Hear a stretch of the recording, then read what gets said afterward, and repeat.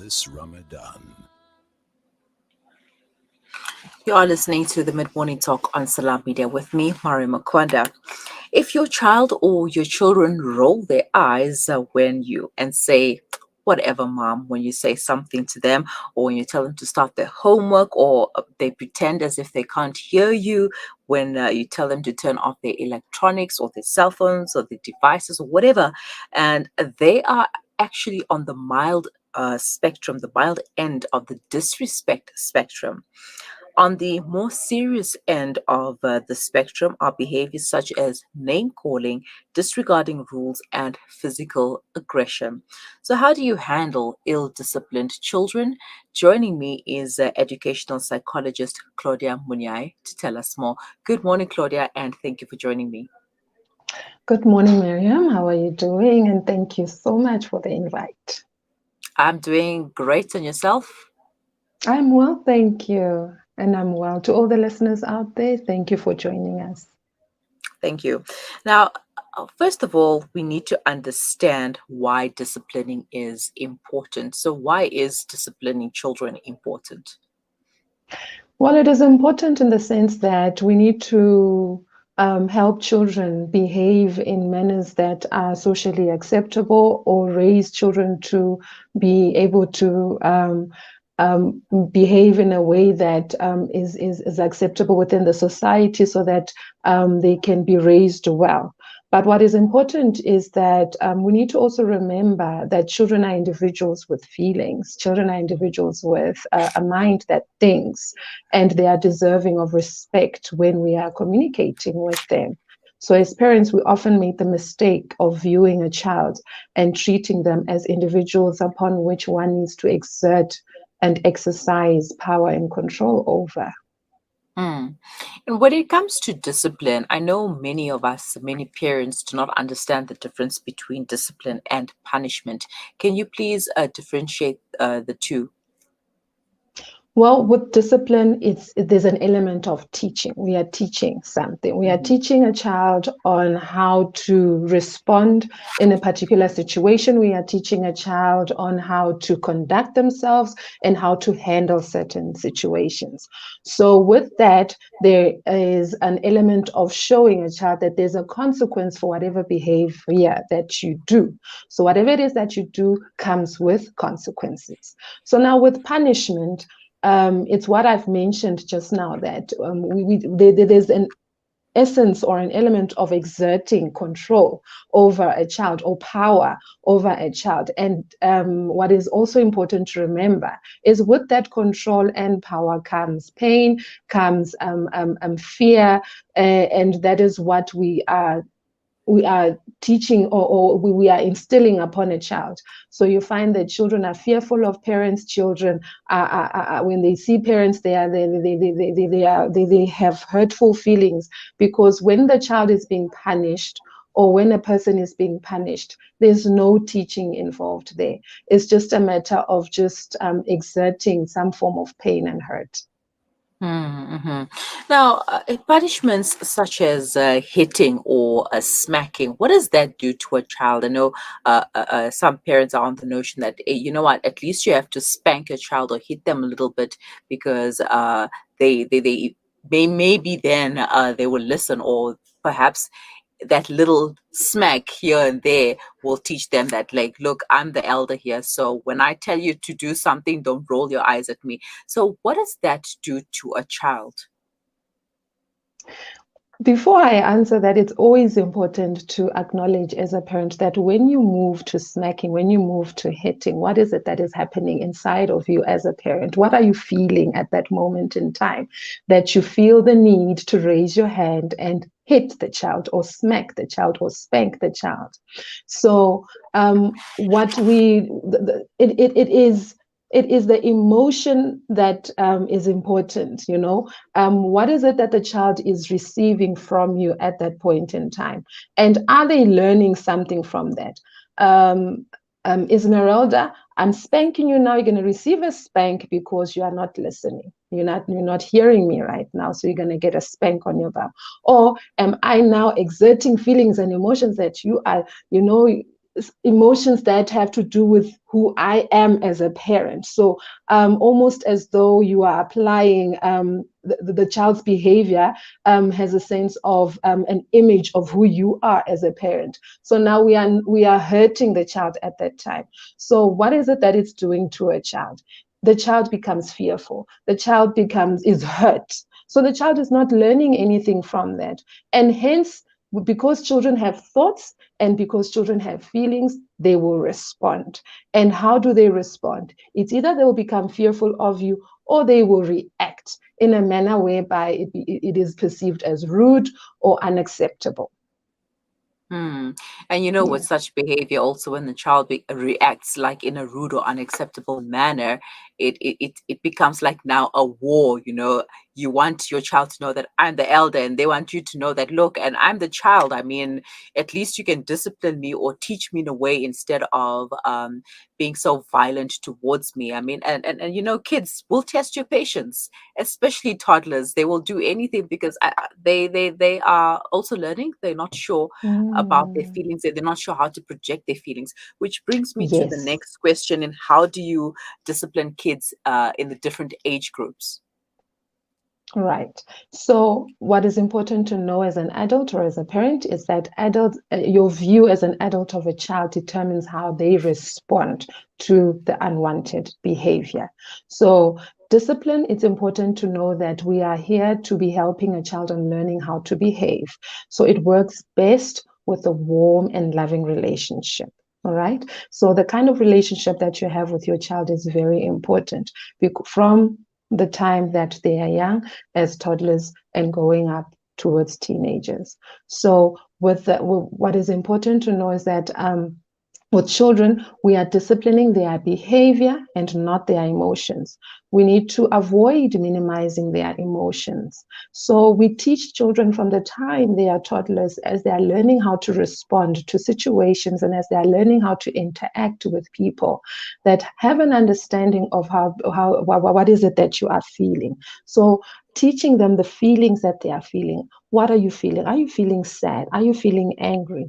Knowing that children are mirroring us as adults. So, whatever it is that they are doing, it is what they have seen adults do. So, how you behave around a child will teach them how to respond in certain situations. So, from toddlers, we are modeling the way we need to respond for the child. So they are learning from us. They are learning from us on how to respond to difficult situations, to situations that whereby we are angry, to situations whereby we are sad, and we need to name those feelings so that they learn what the different feelings are. All right, and then Mhm. when they are growing up and they are coming of preschool age, we now they now have that sense of response, right? So now we are teaching them independence, right?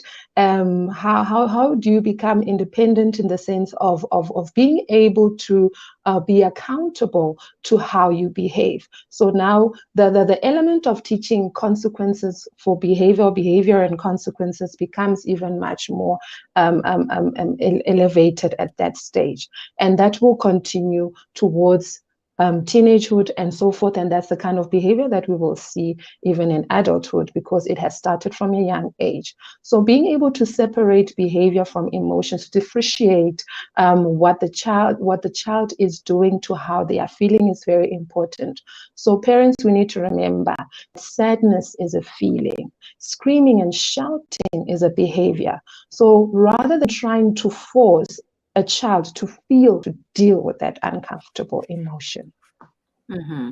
And you know, Yeah. when you said that kids mirror their parents' behaviors, you know, Yeah. when you pay attention to toddlers, toddlers like to play with their toys, and you know, you'll hear them talking and Yes. saying things like la la la la la la and hitting, because that's what you do to them. So they're doing that Yes. to their little toys as well. And you know, it can be very heartbreaking to see your child like really beating that little toy up, and you're like, why are you doing that? And you know, as a parent, that should get you thinking, like, do I behave this way towards my child? Because if I do, Yes. then I need to change as a parent. My behavior towards my child definitely needs to change. Mm. Claudia, we are going to take a quick break and we will continue thereafter. Please stay with us. All right. Thank you.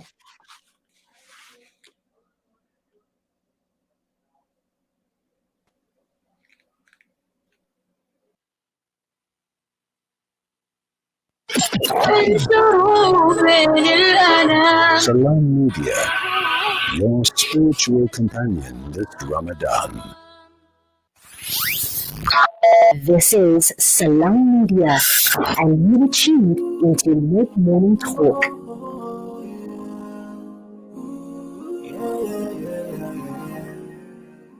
Southern Africa Dawah Network is a non-profit organization striving to uplift the disadvantaged and empowering through education and dawah. Donate to the SADN centers, the M.A. Mutala Islamic Center, as well as our Islamic centers in Amoti, Intalumi, Botshabelo, and Castile. Donate your zakat and millah today. Contact Farooq Sheikh 076-321-0650, Yusuf Mohammadi 072-259-3457, or the SADN head office 031 304 8000. Our account, Standard Bank, account number 050-856-294 for your zakat, or 050-879-790 for your lillah. Dawah through education, education through dawah, the Southern Africa Dawah Network.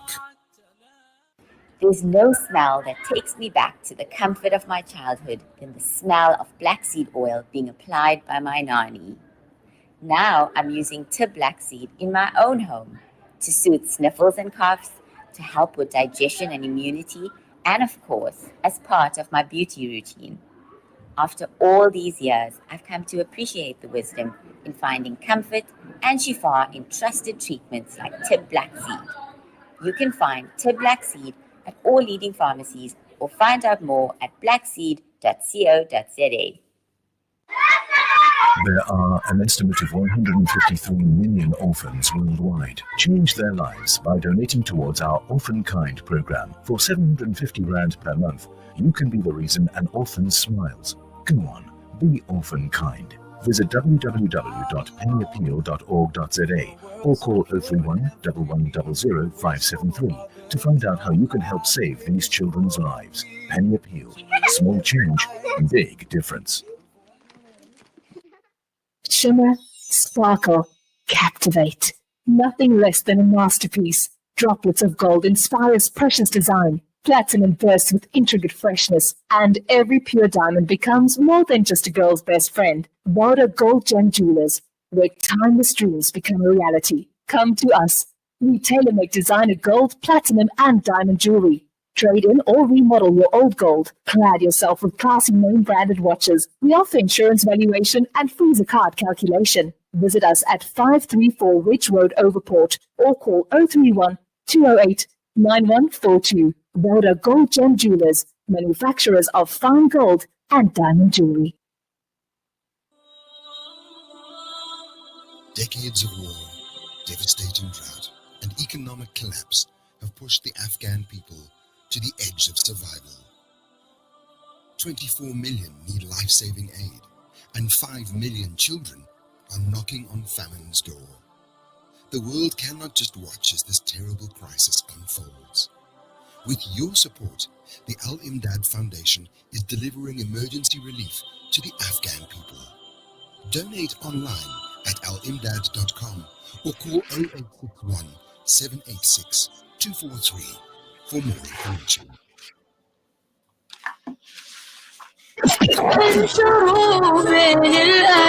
Salam Media, your spiritual companion this Ramadan. Sensho is an ethically based asset manager that is focused on delivering superior risk-adjusted returns for their clients regardless of market conditions. For more info on their Sharia investment products, visit their website www.sensho-capital.com and start saving towards your investment goals today. Sensho Capital Management. Invest for good. Sensho Capital Management is an authorized financial services provider. Welcome back. You are listening to the Mid-Morning Talk on Salam Media with me, Mari Makwanda, and I'm chatting to educational psychologist Claudia Munyai about dealing with ill-disciplined children. Claudia, thank you for staying with us. And before the break, we were talking about how to discipline kids at different age groups and how kids mirror their parents' behaviors towards them, which is it's very surprising. Now, in such a situation, what can a parent do? I mean, sometimes you feel as a parent, you feel like, no, I don't need help. There's nothing wrong with me. I need to discipline my child, and this is the only form of discipline that I know because my parents used to discipline me this way, and I turned out just fine. Well, it is important to know that we are a community, and help is always something that is of benefit to a person who might have knowledge and even have an experience, regardless of what you think you know and what you know you know. So as adults, we tend to impact negatively on children or negatively on the people around us because we have that knowledge, and now we are instilling this approach because yes, this is how I was raised and this is how it is done, this is how I'm going to do it. So let's have an understanding that the world is changing, our views of the society is changing, and the way we raise our children has an impact on how they develop as adults. Mm-hmm. Now, how do you discipline? How do you discipline a child who doesn't care about consequences? We have those kids. They're like, consequences. It doesn't bother me. You do whatever you want to do. You do you, boo. That's basically what they're telling you as a parent, and you're trying to, you don't want to be that parent who gives that harsh punishment. You want to have consequences that they can learn from. Yet the child does not want to learn, does not want to bother. Well, Miriam, it is important to know that with development, there are certain challenges or there are certain issues that have an impact on a child from the time they are in utero to the time they are birthed. So you find that some children are born with neuropsychological disorders. So then we need to support parents who are raising such children on how to handle such children. Children who are experiencing difficulties with emotions such as anxiety. Some are struggling with attention deficit and hyperactivity disorder. Some are even experiencing challenges with what we call conduct disorder, where you find that we need to help work hand in hand with the parents step by step on how to not only manage the child's behavior, but how they themselves respond and how they feel about the child's behavior. Because at times it's not because the child chooses to behave in that certain way. It's also because on how they have developed in terms of their neuropsychological state and situations at that point in time. So we need to have an understanding of that. And once we have an understanding of that, we know and have an awareness as parents that no, this child might need their time out or might need to be separated from others so that they can have their own space in order to express what they are feeling right now, in order to express what is going on inside of them, which can be very difficult to understand as a child as to what is happening within inside of me because of the condition that I have. Mm-hmm. Now, is there something as too much discipline or over disciplining your child?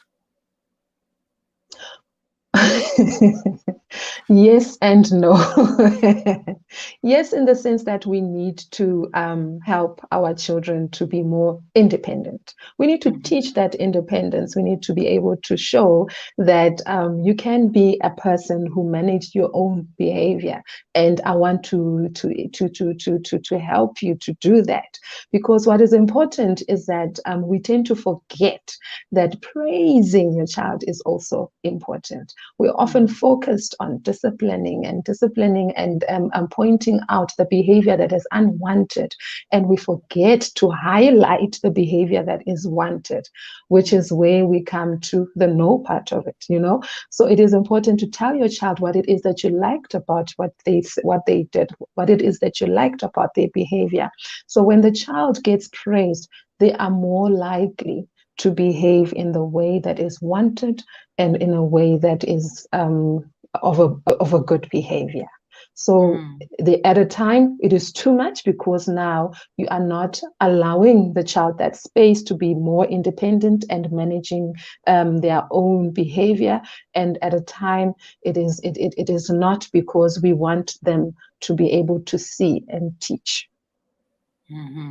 All right, Claudia, final thoughts, anything that we should take note of? Well, it is important that as parents, parents need to be reminded that know your child. Be able to know your child from the time that they are young.